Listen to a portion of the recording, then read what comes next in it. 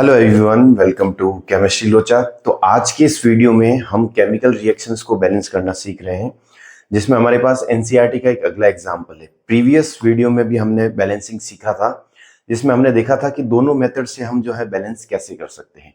बहुत बार क्या होता है, मैं एक हार्ड एग्जाम्पल उठा रहा हूँ जिसमें आप हिट एंड ट्रायल मेथड तो ईजी रहता है, लेकिन जो स्टोइकोमेट्रिक कोएफिशिएंट वाला मेथड है उसमें हमारे पास दो इक्वेशन को साइमल्टेनियसली जो है उसको सॉल्व करना पड़ता है।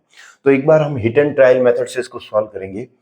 इक्वेशन है हमारे पास FeSO4, फेरस सल्फेट को जब हीट करते हैं तब बनता है Fe2O3, ferric oxide plus sulphur dioxide plus sulphur trioxide. एक बात और सीख लें, फेरस सल्फेट बोला है क्योंकि Fe+2 ऑक्सीडेशन स्टेट में है, फेरिक बोला है क्योंकि Fe+3 ऑक्सीडेशन स्टेट में है।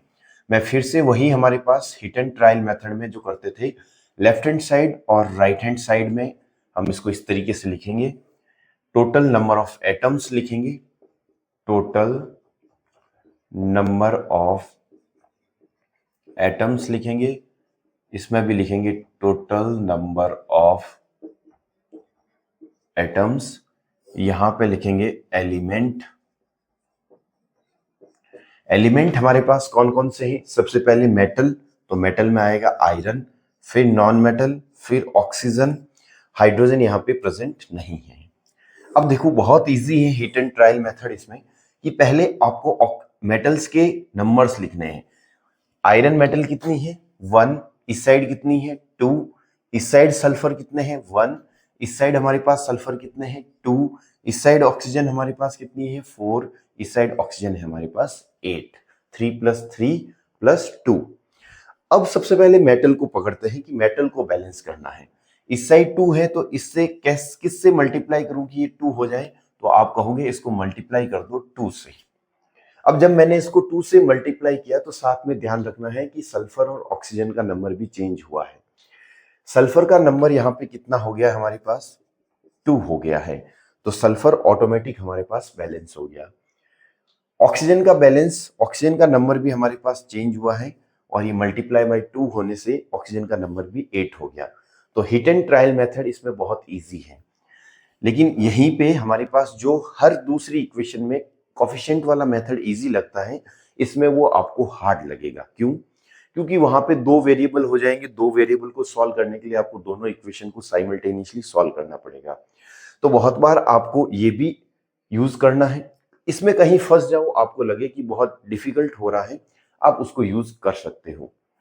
हमारे पास उस मेथड से हम सॉल्व करना चाहे तो क्या होता है, FeSO4 जब रिएक्ट करता है, हीट करते हैं, तो Fe2O3 plus sulphur dioxide plus sulphur trioxide. एक बार मैं कोएफिशिएंट लिख देता हूं, ABCD। फिर से वही मेथड, आपको 1 by 1 पहले आयरन एटम्स को पकड़ना है। आयरन एटम्स जो है इस साइड A है, तो उस साइड कितने हैं? 2B, 2 नीचे लिखा हुआ, मल्टीप्लाई बाय B। मैं बार बार बता चुका हूं कि यदि मैं 2 Fe2O3 लिखता तो आप आयरन एटम्स कितने बताते? 2 मल्टीप्लाई बाय 2। यहां पे मैंने B लिखा है तो 2B, बस वही है हमारे पास। फिर पकड़ते हैं सल्फर को। सल्फर कितने हैं? A सल्फर है, उस साइड हमारे पास सल्फर कितने हैं? C प्लस हमारे पास D। अब पकड़ते हैं ऑक्सीजन को। ऑक्सीजन एटम्स की यदि मैं बात करूं तो ऑक्सीजन हमारे पास कितने हैं इस साइड? इसको इरेज कर देता हूं मैं, क्योंकि ये थोड़ा मेथड लंबा होगा इसमें। ऑक्सीजन एटम्स की यदि मैं बात करूं तो ऑक्सीजन कितने हैं? 4A is equal to 3B plus 2C plus 3D। हमारे पास ये ऑक्सीजन एटम्स हैं। अब देखो, इसमें आपको A कॉमन दिख रहा होगा, तो सपोज करो कि मैंने A को मान लिया कि A इज इक्वल टू 1 है, तो पहली इक्वेशन तो हमारे पास सॉल्व हो जाएगी।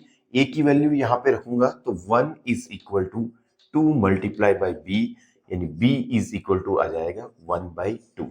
कोई दिक्कत इसमें नहीं है। अब जो है, मुझे जैसे ही मैं इस इक्वेशन पे आऊंगा, आप देखोगे A की वैल्यू तो मुझे पता है, लेकिन C और D की वैल्यू मुझे नहीं पता।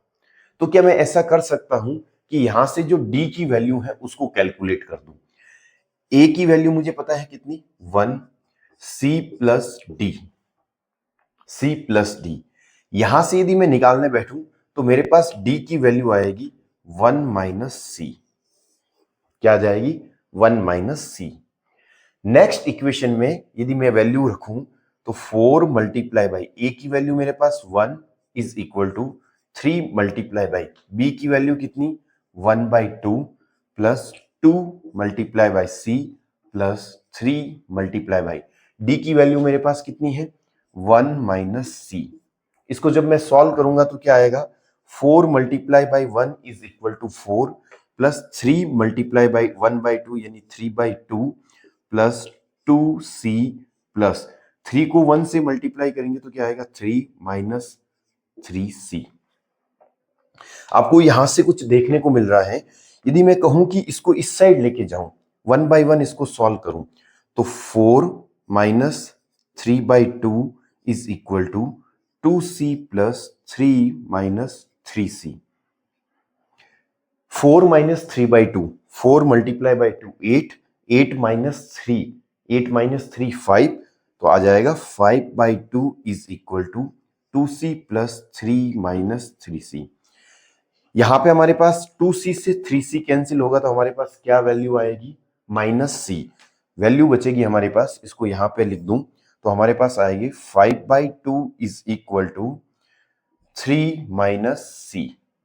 इस 3 को इस साइड भेजूंगा तो क्या होगा, 5 by 2 minus 3 is equal to minus c। इसको सॉल्व करूंगा तो मेरे पास क्या आएगा, 3 मल्टीप्लाई बाई 2 यानी 6, 5 माइनस 6 माइनस में वैल्यू आएगी यानी 1 बाई 2, माइनस का 1 बाई 2 होगा माइनस c के बराबर, माइनस से माइनस कैंसिल हो जाएगा, c की वैल्यू आएगी 1 बाई 2।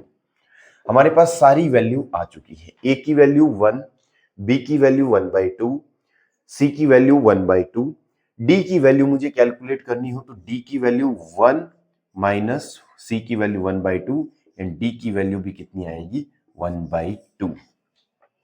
ठीक है, तो हमारे पास 1 2 3 4 चारों कोफिशिएंट जो है उसके हमारे पास वैल्यू आ चुकी है। तो मैं 1 बाई 1 इनके जो नंबर्स हैं वो मैं कहां रख दूंगा, इसकी इक्वेशन में। मेरे पास इक्वेशन क्या थी, FeSO4 को जब हीट करते हैं तो बनता है Fe2O3 plus SO2 plus SO3। A की जगह मेरे पास क्या है, 1, B की जगह मेरे पास क्या है, B की वैल्यू है 1 बाई 2, C की जगह मेरे पास क्या है, यहां C की जगह मेरे पास वैल्यू है 1 बाई 2, D की जगह मेरे पास क्या है, 1 बाई 2। अब आप देखो ये फ्रैक्शनल वैल्यू आ रही है तो इसको मैं सॉल्व करने के लिए क्या करूंगा, हर एक इक्वेशन को, हर एक मॉलिक्यूल को हम 2 से मल्टीप्लाई कर देंगे, इसको भी 2 से मल्टीप्लाई कर देंगे। जब 2 मल्टीप्लाई बाई 1 यानी 2 FeSO4 गिव्स 2 से 2 कैंसिल तो क्या बचेगा, Fe2O3 प्लस 2 से 2 कैंसिल यानी SO2 प्लस 2 से 2 कैंसिल यानी SO3। हमारे पास ये बैलेंस केमिकल इक्वेशन बन गई। अब देखो इसमें हमारे पास जो कोफिशिएंट वाला मेथड है वो थोड़ा लंबा हो रहा था। यदि आपको लगे कि ये मेथड थोड़ा ज्यादा लंबा हो रहा है, मैथमेटिक्स अपनी वीक है, नहीं हो रहा है, तब आप सीधे हिट एंड ट्रायल मेथड से सॉल्व करें। आज की वीडियो में इतना ही। Thank you so much. मिलते हैं नेक्स्ट एक नई इक्वेशन के साथ। Bye bye.